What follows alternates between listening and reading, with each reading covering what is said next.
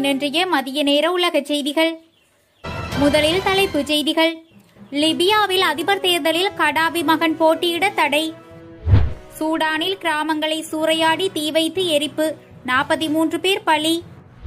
ரஷ்யாவில் புதிதாக 33,796 பேருக்கு கொரோனா, மேலும் 1,238 பேர் பலி. ஜெர்மனியில் கொரோனா பலி 1,00,000 தாண்டியது. 5 தொடக்கம் 11 வயது குழந்தைகளுக்கு அமெரிக்க நிறுவனத்தின் தடுப்பூசி, ஐரோப்பா அங்கீகாரம். உலகளவில் கொரோனா பாதிப்பு எண்ணிக்கை 26.02 கோடியாக உயர்வு. ரஷ்யாவில் நிலக்கரி சுரங்கத்தில் விபத்து, 11 பேர் பலி. வடகொரியாவில் மாணவன் ஒருவனுக்கு மரண தண்டனை. என்ன தவறுக்காக தெரியுமா? அதிர்ச்சி தகவல். இனி விரிவான செய்திகள்.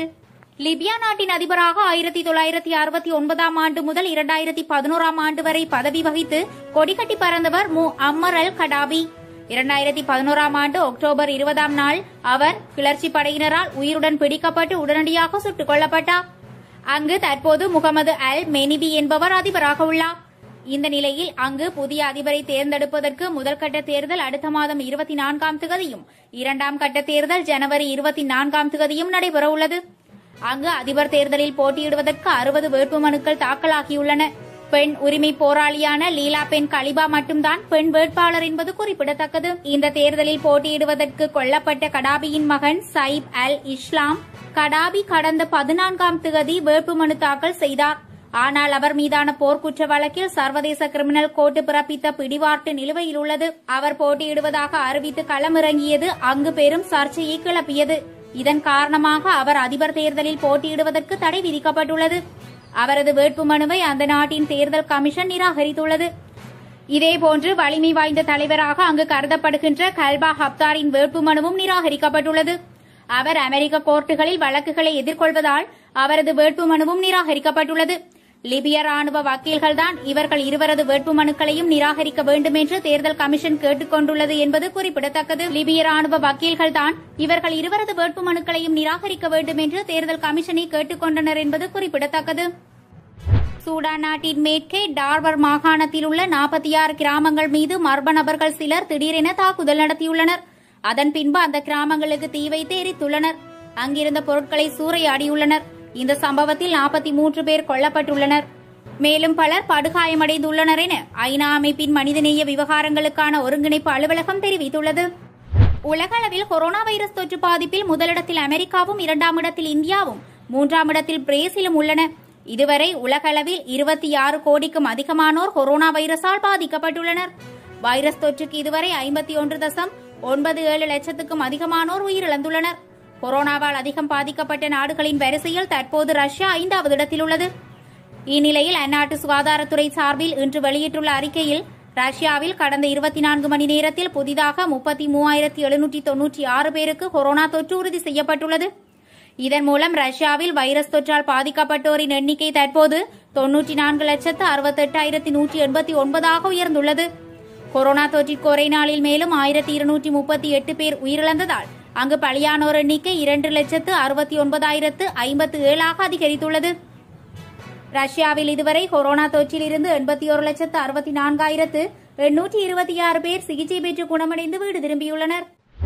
அமெரிக்காவின் பைசர் நிறுவனம் 5 முதல் 11 வயது வரையிலான குழந்தைகளுக்கான கொரோனா தடுப்பூசியை உருவாக்கியுள்ளது.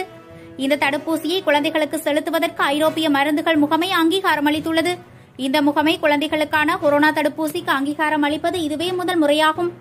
ஐரோப்பாவில் கொரோனா வைரஸ் தொற்று பரவல் அதிகரித்து வருகின்ற நிலையில் தொடக்க பள்ளிகளுக்கு செல்கின்ற 5 முதல் 11 வயதுடைய குழந்தைகளுக்கு தடுப்பூசி போடுவதற்கு இப்போது வழி பிறந்துள்ளது. ரஷ்யாவின் செர்பியா மாகாணத்தில் உள்ள நிலக்கரி சுரங்க நிறுவனம் ஒன்றில் நேற்று 280க்கும் மேற்பட்ட தொழிலாளர்கள் நிலக்கரி வெட்டி எடுக்கும் பணியில் ஈடுபட்டுக் கொண்டிருந்தனர். 820 அடி ஆழத்தில் தொழிலாளர்கள் நிலக்கரி வெட்டி எடுக்கும் பணியில் ஈடுபட்டுக் கொண்டிருந்த போது சுரங்கத்தில் பயங்கர தீ விபத்து ஏற்பட்டது.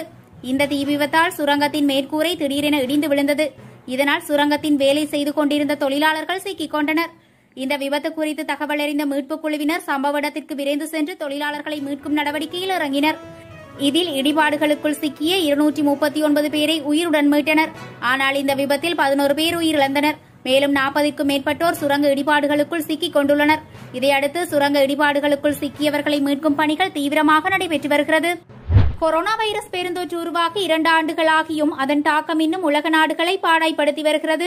இந்நிலையில் ஜெர்மனியின் கொரோனா வைரஸ் பெருந்தொற்றால் பலியானோர் எண்ணிக்கை 1 லட்சத்தை கடந்துள்ளது. கடந்த 24 மணி நேரத்தில் அங்கு கொரோனாவால் 351 பேர் இறந்துள்ளனர். இதையடுத்து மொத்த பலி எண்ணிக்கை 1,119,000 அதிகரித்துள்ளது. ஐரோப்பாவில் ரஷ்யா, இங்கிலாந்து, இத்தாலி, பிரான்ஸை தொடர்ந்து கொரோனாவால் 1 லட்சம் பலியை கடந்த 5வது நாடு என்ற பெயரை ஜெர்மனி பெற்றுள்ளது. மேலும் கடந்த 24 மணி நேரத்தில் அங்கு 75,961 பேருக்கு கொரோனா பாதிப்பு உறுதி செய்யப்பட்டிருப்பதாக கொரோனா தொடர்பான தரவுகளை வெளியிடும் ராபர்ட் கோச் நிறுவனம் தெரிவித்துள்ளது. அங்கு பல ஆஸ்பத்திரிகளிலும் தீவிர சிகிச்சை பிரிவுகளில் படுக்கைகள்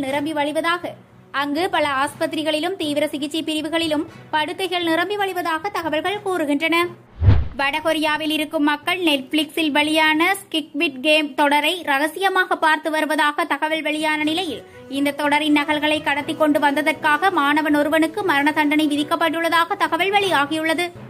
பிரபல ஆப்பான நெட்ஃபிளிக்ஸில் சமீபத்தில் ஸ்குவிட் கேம் என்ற தொடர் வெளியாகி உலகில் பல்வேறு தரப்பினரிடையே மிகுந்த வரவேற்பை பெற்று வருகிறது.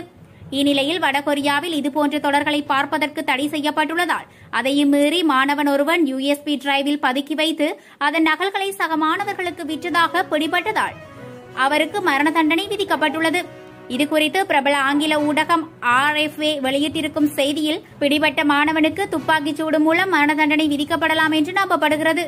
மேலும் இந்த தொடரை ரகசியமாக பார்த்த 7 மாணவர்களும் தண்டிக்கப்பட்டுள்ளனர். இந்த தொடரின் நகலை வாங்கிய நபருக்கு ஆயுள் தண்டனையும் அதை பார்த்த அவருடைய 5 நண்பர்களுக்கும் கடின வேலை செய்வது தொடர்பான தண்டனையும் கொடுக்கப்பட்டுள்ளது. நாட்டில் கண்டிப்பாக தடை செய்யப்பட்ட வெளிநாட்டு ஊடகங்களை கண்டறிய அதிகாரிகள் அங்கிருக்கும் பள்ளிகளில் சோதனையில் ஈடுபட்டு வந்தனர். ஏனெனில் வடகொரியாவில் இந்த தொடரை மக்கள் ரகசியமாக பார்த்து வருவதாக செய்தி வெளியான நிலையில் இந்த சோதனை வேட்டை துவங்கியுள்ளது. கடந்த ஆண்டு டிசம்பரில் அறிமுகப்படுத்தப்பட்ட இந்த சட்டம் திரைப்படங்கள், புத்தகங்கள் மற்றும் இசை போன்ற மேற்கத்திய பொருட்களின் வருகையை ஒடுக்குவதற்கு நோக்கமாக கொண்டுள்ளது. சீனாவின் வூகான் நகரில் 2019ஆம் ஆண்டு கொரோனா வைரஸ் கண்டுபிடிக்கப்பட்டது. தற்போது அது உலக நாடுகள் எங்கும் பரவி பாதிப்பை ஏற்படுத்தி வருகிறது. இந்நிலையில் உலகம் முழுவதும் கொரோனா வைரஸ் பாதிக்கப்பட்டவர்களின் எண்ணிக்கை 26,2,59,651 அதிகரித்துள்ளது. வைரஸ் பாதிக்கப்பட்டவர்களில் 1,98,32,166 பேர் சிகிச்சை பெற்று வருகின்றனர். கொரோனா பாதிப்பிலிருந்து இதுவரை 23,52,29,012 பேர் குணமடைந்துள்ளனர். ஆனாலும் கொரோனா வைரஸால் உலகம் முழுவதும் இதுவரை 51,98,473 பேர் உயிரிழந்துள்ளனர். இத்துடன் லங்கா டுடேயின் இன்றைய மதிய நேர உலக செய்திகள் நிறைவடைகிறது. தொடர்ந்தும் செய்திகளுக்கு லங்கா டுடேயுடன் இணைந்திருங்கள்.